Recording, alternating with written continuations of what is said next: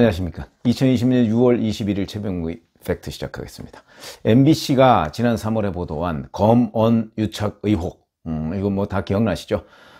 그 보도 이후에 저도 유튜브를 한번 해드린 적이 있습니다만, 사실은 검찰과 언론이 유착해서 현재의 여권 인사, 특정인, 그러니까 유시민 노무현재단 이사장의 뒤를 캤다, 뭐 이런 식의 그 얘기를 하고 있는 겁니다. 이게 유착 의혹이다, 이제 이렇게 얘기를 하고 있는데, 저는 그 얘기를 MBC가 보도했을 때도, 자, 만약에 그게 사실이라 할지라도, 그러니까 뭐 유착이라는 의미는 이제 뭐 달라붙었다 이런 뜻 아닙니까? 그런데 검찰이 만약에 유시민 노무현재단 이사장의 비리가 있다면 검찰이 그걸 수사하는 건 당연한 것이고, 그런 검찰의 수사를 기자가 취재하는 것은 당연한 건데, 그러면 둘이 짜고 수사를 했다는 얘기인가? 도대체 그게 유착 의혹이라는 게 잘 이해가 안 된다, 이런 생각을 이제 쭉 해왔는데, 저는 뭐 검찰 기자도 해봤습니다. 검찰청 출입 기자도 해봤습니다만은, 그게 도대체 무슨 말인가, 검언 유착이라는 게, 그렇게 생각을 했고요. 다만 그 과정에서 기자의 약간의 오바, 왜냐면 이제 특종을 할 욕심에 뭐 검사장이나 또는 검사들한테 아유 뭐 이렇게 좀 뭐 약간의 그 아부성 코멘트 같은 것도 할 수 있지 않습니까? 예를 들어서 아이고 뭐 이번에 뭐 좀 해주세요, 뭐 아이고 뭐 형님이라고 부르기도 하고, 그런 기자들 꽤 있습니다. 그런데 그걸 가지고 유착이다, 이렇게 얘기할 수 있는 상황은 아닌데, 그래서 제가 뭐 상세히 사실은 들여다보지도 않았습니다. 왜 그러냐면 이건 뭐 보나마나 그런 유착이 어떻게 있을 수가 있느냐. 그래서 언론계에서는 농담으로 취재원, 본인한테 정보를 많이 주는 취재원하고 유착할 수 있으면 좋겠다, 이런 얘기 많이 합니다. 그럼 특종을 얼마나 많이 하겠습니까?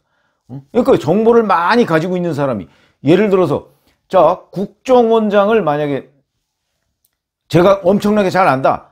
그런데 그 국정원장이 정말 보안의식이 없어서 저한테 이런 얘기 저런 얘기 시시콜콜한 정보 입수한 얘기, 그러니까 국정원의 그 많은 직원들, 이런 사람들, 정보원들이 어디 가서 해온 것 중에서 팩트로서 상당히 확인된 부분, 이런 걸 만약 저한테 한두 건 흘려줬다, 저는 대특종을 할 수 있는 겁니다. 그 부분에 관해서.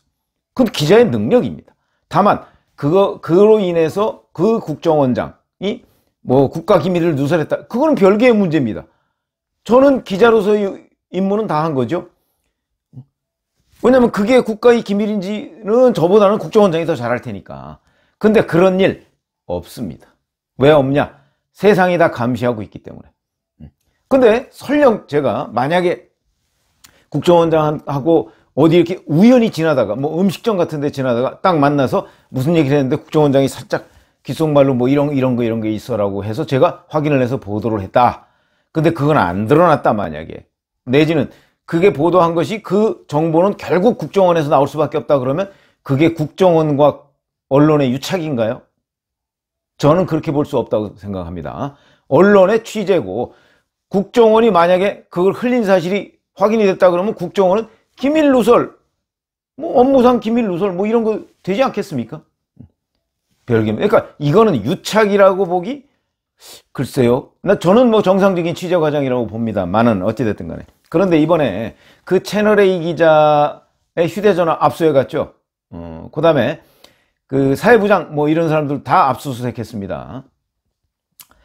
그런데 그 경위가 이렇게 쭉 밝혀졌더군요. 왜냐면 이제 그 기자를, 채널A 기자 2명하고, 이게 이제 문제가 된 검사장은 지금 현재 부산고검 차장검사인 한동훈 검사장입니다. 한동훈 검사장이 윤석열 검찰총장의 최측근이고요. 그 다음에 그 부산고검에 가기 전에 사실은 대검의 반부패부장을 했었죠.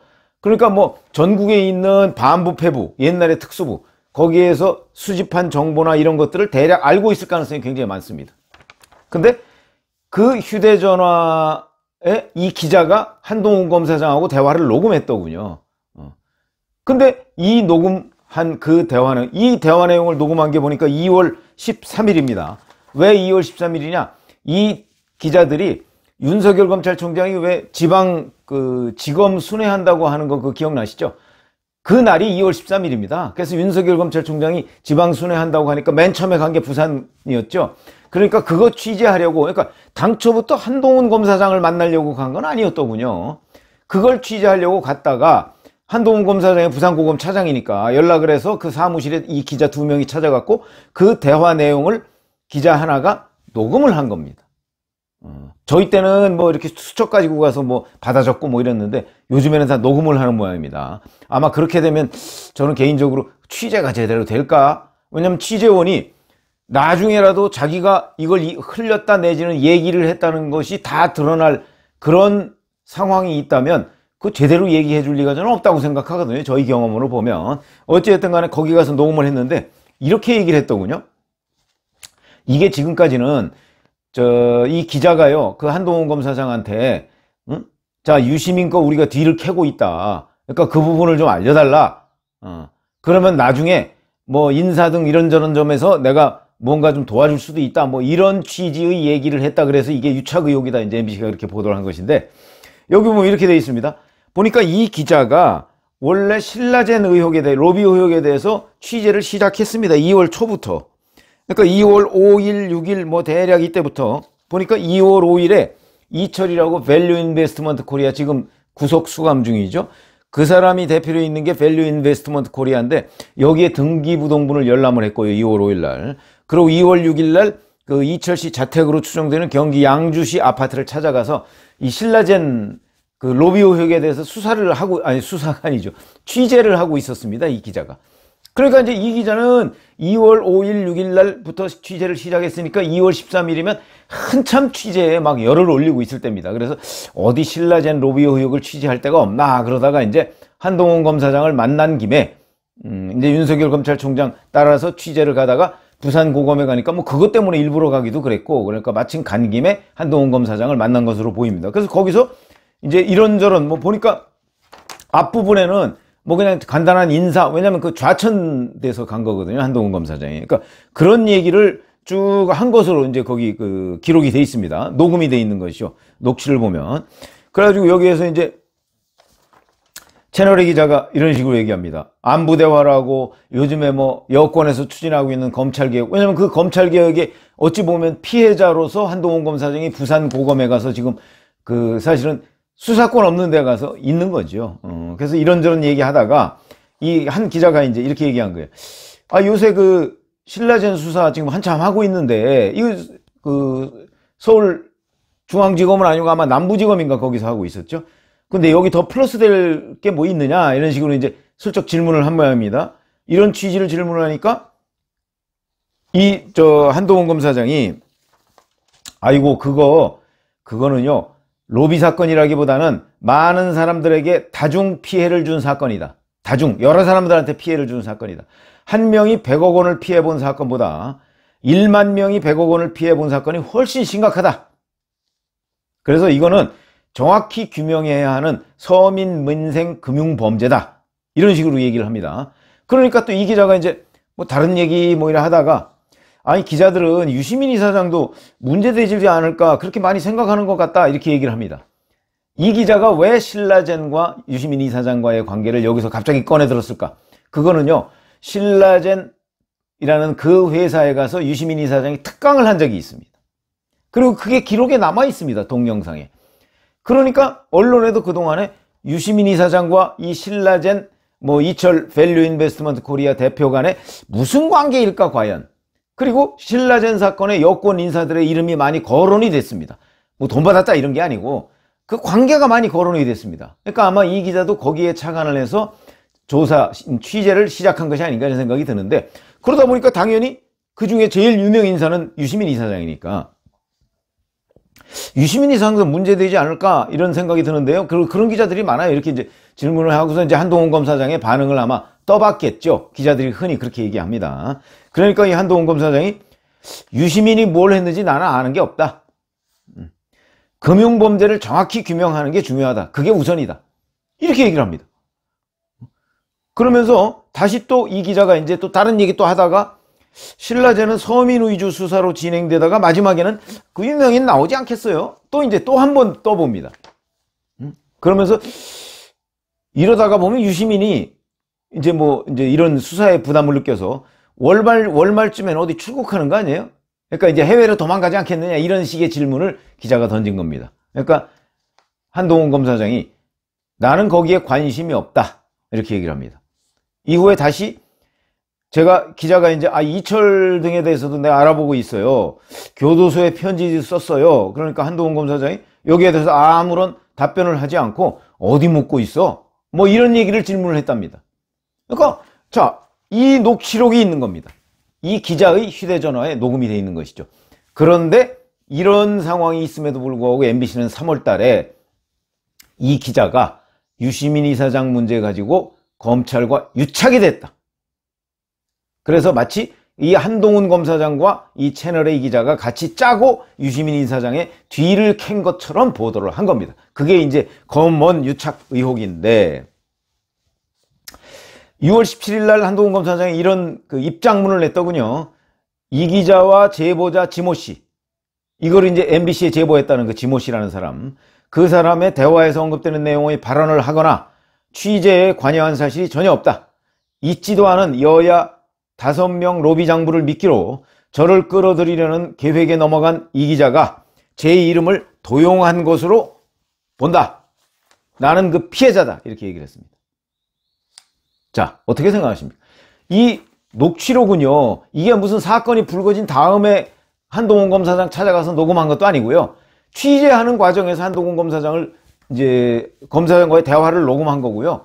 그리고 MBC가 얘기한 유착 의혹은 이 한 달 뒤쯤에 얘기한 겁니다. 아마 MBC가 이 기자한테 반론 청구를 했을 때 이 기자가 틀림없이 그 얘기를 했을 겁니다. 아닙니다. 그거 무슨 유착 의혹입니까? 라고 얘기했는데 MBC가 무시하고 그거를 유착 의혹으로 보도한 것이 아닌가 이런 생각이 드는데, 자, 기본적으로 요새 이제 그 한명숙 전 총리 사건과 관련한 한만옥 씨 비망록 문제도 나오죠. 이 검찰은 수사를 하는 것이고 기자는 취재를 합니다. 그런데 기자가 취재를 하다 보면 약간 오버하는 수는 있습니다. 무슨 얘기냐면 취재원한테, 왜냐면 기자는 검사부터 법무부 장관까지, 뭐 심하게 얘기하면 대통령까지 다 만날 수 있습니다.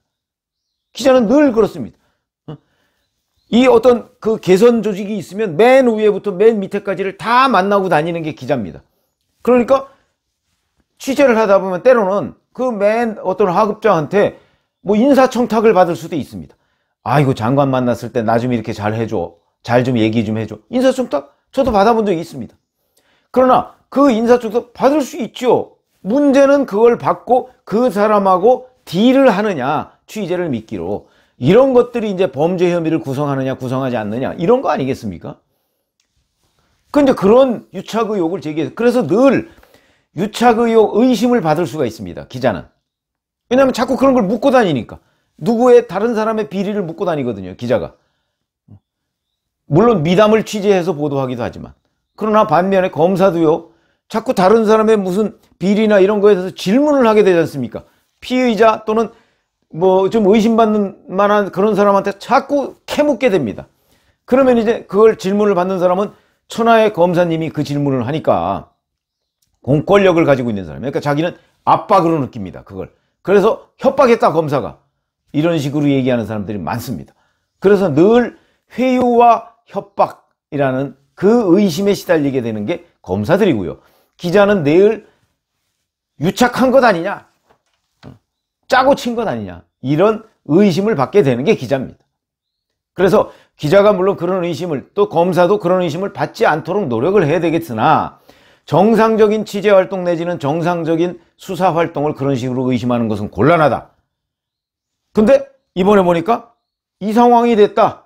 그래서 마침 그 채널A 기자가, 변호인이 서울중앙지검 수사가, 중앙지검에서 지금 이걸 수사하고 있지 않습니까? 중앙지검 형사 1부에서 수사하고 있는데 MBC에 대해서 수사하고, MBC에 대해서는 압수수색을 제대로 안 했습니다. 그래서 이게 형평성을 잃어서 신뢰하기 어려우니까 외부 의견을 듣고 싶다 그러면서 전문수사자문단 구성을 요청했습니다. 전문수사자문단. 근데 대검찰청이 6월 19일 날 이걸 자문단에 붙이기로 그렇게 결정을 했습니다. 자, 이렇게 되면 이제 이 자문단에서 해야 되는데, 이 자문단은 누구로 돼 있냐면, 자문단이 대략 한 7명에서 13명 정도의 그 자문단으로 구성이 되는데, 수사 경험 또는 역량을 갖춘 검사나 판사, 변호사, 교수, 이런 사람들로 구성이 됩니다. 그런데 이런 생각은 듭니다. 이 수사는 중앙지검에서 하고 있죠. 이성윤 서울중앙지검장 지휘하에 하고 있는데, 잘 아시지만 이성윤 서울중앙지검장은 뭐 잘 아시지만 문재인 대통령과 같은 대학 동문입니다. 그리고 추미애 법무부 장관 사람으로, 문재인 대통령 사람으로 많이 알려져 있는 사람입니다. 본인은 부인하겠지만. 그래서 자문단 의원 이 구성을 둘러싸고 혹시 대검과 서울중앙지검 수사팀이 충돌하는 것 아니냐, 이런 생각도 있는데, 어찌됐든 간에 제가 보기에는, 자, 이 기자가 한동훈 검사장과 그 대화한 걸 녹음했다는 여기에 모든 정답이 있다, 이렇게 봅니다. 이것만 보면 한동훈 검사장은 시종일관 유시민 이사장 문제에 관해서 부인을 했고, 그러면 거기에 무슨 유착이 있습니까? 이런 생각이 드는데, 자, 이 수사를 어떻게 매듭 지을지. 신라젠 수사는요, 대략 그 정치권 로비 의혹은 그냥 제대로 캐 묻지도 못하고 끝났습니다, 지금. 그러니까 이 유착 의혹이라고 하는 것에 제가 보기엔 유착은 손톱만큼도 없었다, 이렇게 보는데, 검찰이 어떤 수사 결론을 내릴지, 또 자문단은 어떤 결론을 내릴지 한번 지켜보시죠. 감사합니다.